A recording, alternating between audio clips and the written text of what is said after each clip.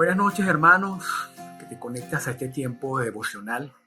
Permítame orar para que sea Dios el que ministre, sea Dios el que hable a través de esta palabra. Señor, te damos gracias por tu presencia, por tu Santo Espíritu. Pido que seas tú, Señor, obrando en este tiempo devocional y que puedas tú permitirnos poner por obra esta palabra que va a ser impartida, Dios. En el nombre de Jesús, amén. Hoy queremos hablar del endemoniado gadareno, basado en el libro de Marcos capítulo 5. Y vamos a estudiar, en todo caso, exaltar el poder de nuestro Señor Jesucristo para liberarnos. Dice la Escritura: Jesús y sus discípulos cruzaron el mar de Galilea y llegaron a un lugar cerca del pueblo de Gadara. Allí había un cementerio donde vivía un hombre que tenía un espíritu malo. Nadie podía sujetarlo, ni siquiera con cadenas. ¿Cuántas veces lo habían encadenado y le habían sujetado los pies con gruesos aros de hierro? Pero él rompía las cadenas y despedazaba los aros. Nadie podía con su terrible fuerza. Día y noche andaba en el cementerio por los cerros, dando gritos y lastimándose con piedras. En el momento en que Jesús bajaba de la barca, el hombre salía del cementerio y al ver a Jesús a lo lejos corrió y se puso de rodillas delante de él. Jesús ordenó al espíritu malo: espíritu inmundo, sal de este hombre. Entonces el espíritu le contestó a gritos: ¿Qué tengo que ver contigo, Jesús, Hijo del Dios Altísimo? No me hagas sufrir. Por Dios te pido que no me hagas sufrir. Jesús le preguntó: ¿Cómo te llamas? Él respondió: Me llamo Legión, porque somos muchos los malos espíritus que estamos dentro de este hombre. Por favor, te ruego que no nos mandes a otro lugar. En una colina cerca de donde estaban, habían unos 2,000 cerdos comiendo. Entonces los malos espíritus le rogaron a Jesús: déjanos entrar a esos cerdos. Jesús se los permitió y ellos salieron del hombre y entraron en los cerdos. Los animales echaron a correr cuesta abajo hasta que cayeron en el lago y se ahogaron. Los que cuidaban los cerdos corrieron al pueblo y contaron a todos lo sucedido. La gente fue a ver lo que sucedió. Cuando llegó a donde estaba Jesús, vieron al hombre que estaba endemoniado y lo encontraron sentado, vestido y en su juicio cabal. Los que estaban allí temblaron de miedo.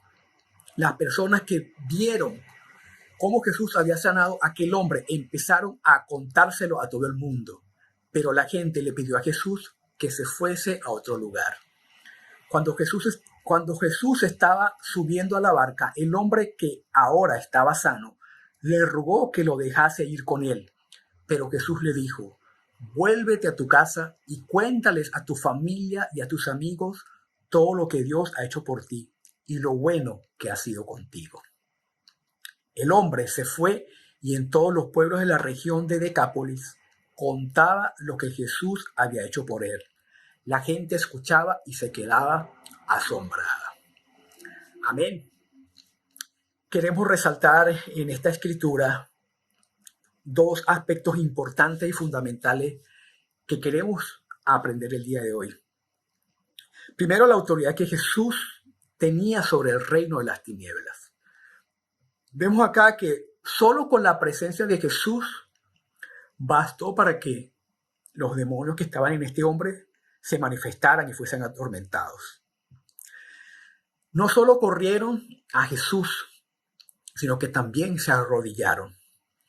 Vemos que en Marcos 5:6 nos dijo: al estar ante la presencia del Mesías, exclamaron: ¿qué tienes con nosotros, Jesús, Hijo de Dios? ¿Has venido aquí para atormentarnos? Los demonios reconocieron a Jesús como Dios. Como seres espirituales que un día le sirvieron a Dios, le conocían perfectamente, como lo declara Santiago. Santiago 2:19 dice: tú crees que Dios es uno, bien haces. También los demonios creen y tiemblan. Ellos conocen de Dios. Se pusieron a pensar en por qué estos demonios no huyeron de la presencia de Jesús. Se pudiera pensar eso, ¿verdad? Porque corrieron directamente a él y no lo atacaron. Los demonios entendieron que no había forma de escapar de Jesús, ya que se trataba del mismo Dios. Entonces decidieron, bueno, más bien a suplicar, vamos a pedir misericordia por nuestras vidas, porque sabía que se enfrentaban con la persona de Jesús, con Dios mismo. Cuando ellos dijeron, has venido acá para atormentarnos antes de tiempo, esto nos muestra que ellos estaban conscientes del juicio venidero que les esperaba. Estas palabras que ellos expresaron. En esta escritura encontramos este caso donde Jesús habló con los demonios. Generalmente, Él los mandaba a callar, pero en este caso les preguntó cómo se llamaba. Aquel demonio respondió que se llamaba Legión, porque eran muchos los que habían poseído aquel hombre. Una legión era un regimiento romano de 6,000 soldados. Por tanto, era una considerable cantidad de demonios lo que tenía este hombre. Según este evangelio, nos dice que al saber que Jesús lo iba a expulsar, les rogó que no le echase fuera de la región de Gadara. El evangelio de Lucas registra la misma historia, pero nos ofrece un detalle importante para comprender mejor la petición de los demonios. Les rogaban para que no les echase en el abismo, según Lucas 8:31. La Biblia nos enseña que no todos los demonios están libres. Hay algunos de ellos que están encerrados en prisiones de oscuridad y posiblemente a eso se referían estos espíritus inmundos cuando les rogaban que no les echase, que no les enviase al abismo. Segunda de Pedro 2:4 dice, porque si Dios no perdonó a los ángeles que pecaron, sino que los arrojó al infierno, los entregó a prisiones de oscuridad para ser reservados al juicio. Entonces vemos acá que ellos sabían perfectamente lo que le estaban pidiendo, porque sabe lo que le espera. Jesús tenía la unción y la autoridad para liberar a los cautivos, y esto fue lo que hizo. Él estaba cumpliendo su ministerio. Recordemos lo que él leyó en la sinagoga en el Evangelio de Marcos capítulo 6, cuando dijo, se le dio el rollo y leyó esta palabra que estaba escrita. El Espíritu del Señor está sobre mí por cuanto me ha ungido para dar buenas nuevas a los pobres, me ha enviado para sanar a los quebrantados de corazón, a pregonar libertad a los cautivos, vista a los ciegos y a poner en libertad a los oprimidos. Vemos que esta escritura se cumplió precisamente en este instante, en otros también, pero quiero resaltar que Jesús tenía la suficiente autoridad y el suficiente poder para liberar, como de hecho hizo con este hombre, para liberar de esta tremenda cautividad que él tenía. El segundo punto que queremos resaltar es cómo reaccionaron las personas y cómo reaccionó el gadareno después de que ocurrió el milagro. Según el verso 33, y los que apacentaban huyeron y vinieron a la ciudad contando todas las cosas y lo que habían pasado con los endemoniados. Vemos acá que los que apacentaban, en este caso los cerdos, salieron corriendo y fueron a testificar lo que había acontecido. Pero ¿qué pasó? Toda la ciudad salió al encuentro de Jesús. Toda la ciudad. No fueron pocos, toda la ciudad. Y cuando lo vieron, ¿qué pasó? Le rogaron que se fueran de allí, que se fueran de sus entornos. ¡Qué increíble! ¡Qué increíble la actitud de estas personas! Pero esto fue lo que ellos hicieron, pues. Ellos prefirieron decir, no, vete de aquí a Jesús. No queremos problemas contigo en todo caso. ¿Qué nos muestra la reacción de estos habitantes? Bueno, la reacción de estos habitantes no es la que se esperaba. Por el contrario, describe el carácter de los habitantes de esa comunidad. Ellos valoraban más sus bienes, valoraban más sus riquezas que la misma vida. En lugar de estar alegres de ver que este hombre había sido libre, se encontraba sentado, vestido en su juicio cabal, tuvieron miedo. Estaban consternados, posiblemente por la pérdida de los hatos de cerdo. Puede ser. Preferían el dinero. Estos hombres preferían las riquezas y sus posesiones eran más importantes que el bienestar de las personas, por lo que no valoraron el milagro de Jesús y mejor le rogaron que se fuese de ese lugar.